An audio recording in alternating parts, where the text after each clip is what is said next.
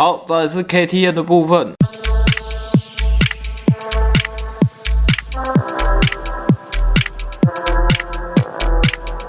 嗨，大家好，我是小峰。那 KTM 的部分呢，今年呢做了很多的变更，那主要是有加入了 Tech 3这个卫星车队。那2018年呢 ，KTM 的阵容是 Bradley Smith 跟那个小一。那今年呢 ，Bradley Smith 呢，他转去做 Aprilia 的测试车手。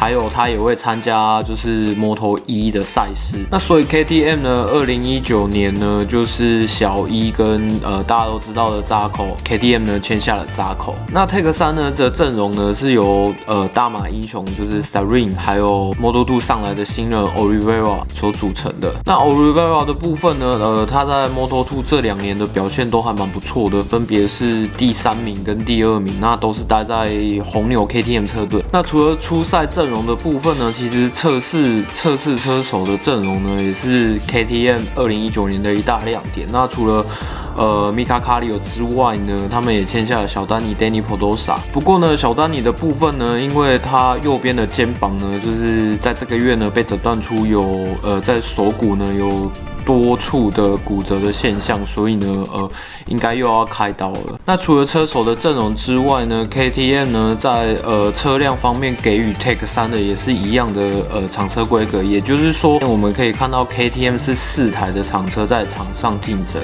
那延续之前所说的KTM 他们认为 MotoGP 是他们一个长期的目标呢，除了反映在场上之外呢，场边新闻呢，他们也是动作频频。如果大家之前有看摩托笔记更新的一些文章的话，除了之前 KTM 有外电指出 KTM 要把杜卡迪买下来这个传闻之外呢，还有就是虽然今年才2019年，可是相传 KTM 跟杜卡迪已经在为2020做准备。KTM 呢也给了一份合约给 Marc Marquez。那现任的西班牙 KTM 公司的老板 Marc Coma 表示呢，这不是他们第一次给 Marc Marquez 合约了。那他个人是很喜欢，就是跟Marc Marquez接触，然后也很希望有机会可以签下Marc Marquez。不过呢，要签下世界冠军呢，可能这个车队需要一定的竞争力。那我们来看这2次的测试，那就这2次的测试的时间看起来呢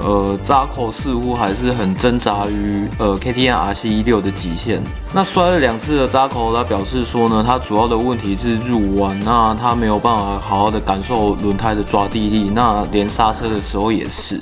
那新的 Oliveira 呢，看起来也是骑得蛮辛苦的啦。那毕竟刚升上MotoGP，然后又骑一台前端不是这么完美的车子，那也是需要时间去适应。那尽管如此呢，其实还是可以乐观一点啊。毕竟 KTM 有4台厂车，同时在场上可以收集大量的数据。那我还蛮喜欢 KTM 的一个氛围是，在官方测试的时候，就是他们车手入 pit 的时候，就是都有5-6个工程师围着他，然后去询问他一些车子操驾起来的感觉跟需要改善的地方等等。